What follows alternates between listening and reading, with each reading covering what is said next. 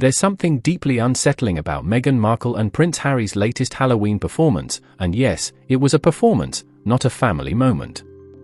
Their so-called wholesome family outing featuring Archie and Lilibet wasn't an innocent glimpse into private life. It was yet another orchestrated attempt to sell the illusion of normalcy, staged with the precision of a PR stunt and the creepiness of a calculated manipulation. Every move the Sussexes make these days seems more about optics than authenticity. Halloween is supposed to be a day of fun, laughter, and costumes, a time for children, not camera lenses. Yet here were Meghan and Harry, parading around with cameras conveniently in tow, framing themselves as the doting, relatable parents the world supposedly misunderstands. But beneath the polished surface, the picture told a darker truth, one of emotional distance, image obsession, and an almost pathological need to control the narrative. Their decision to photograph Archie and Lilibet from behind is particularly telling. On the surface, it's packaged as protecting their children's privacy. But look closer, it's the most performative form of privacy imaginable. Who stages a family photo, tells their children to face away, and then releases it to the world? It's not protection, it's manipulation. Meghan and Harry aren't shielding their children from the public eye, they're using them as props in a moral play. See, we're good parents who respect privacy. It's creepy, not careful. This kind of image crafting has become the Sussex signature. They demand to be seen as victims of media intrusion, yet seem incapable of existing without an audience. The Halloween stunt was just another act in their ongoing "we're so authentic" theatre. Every smile, every candid gesture, every well-timed photo release screams strategy, not spontaneity.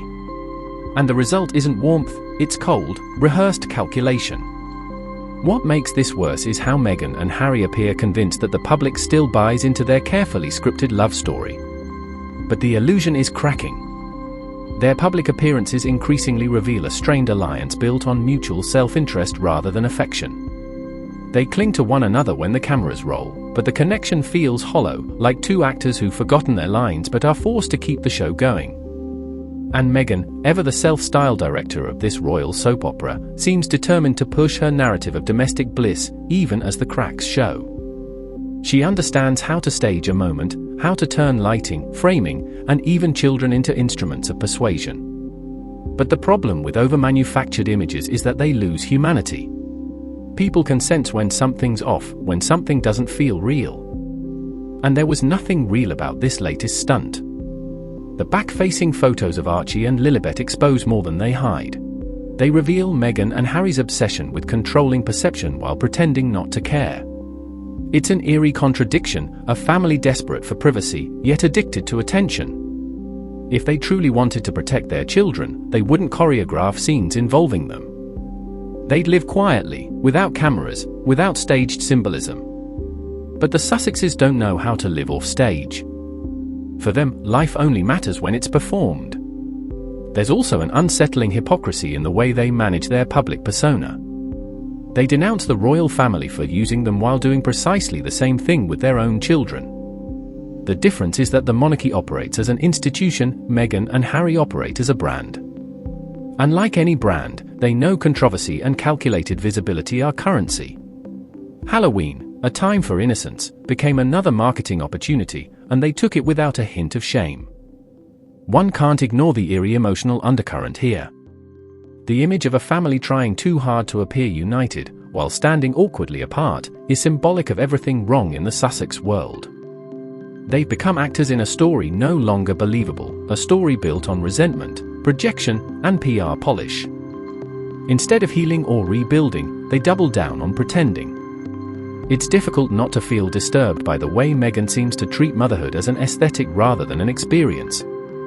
For her, it's about the idea of family, the image of compassion, the appearance of closeness. It's not lived, it's curated. And when you curate your family moments for the camera, something essential dies: authenticity, spontaneity, love. What's left is a hollow performance of togetherness, one that fools no one anymore. Prince Harry, meanwhile, looks like a man trapped between duty to the script and fatigue from the performance. He's caught in the paradox of wanting to escape media obsession but living for its validation. Meghan's grip on narrative control leaves him looking perpetually uncomfortable, as though he's playing a role he didn't audition for.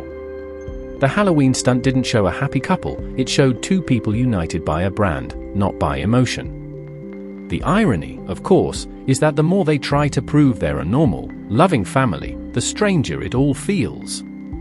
The need to stage intimacy, the insistence on releasing private photos, the creepy composition of having their children face away, it all reeks of control, not care.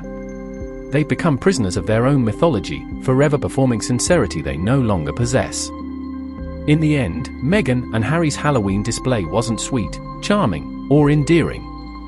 It was unsettling, a window into a couple who've mistaken publicity for purpose. Their every gesture has become a negotiation between perception and reality, and in that gap, they've lost something vital: credibility.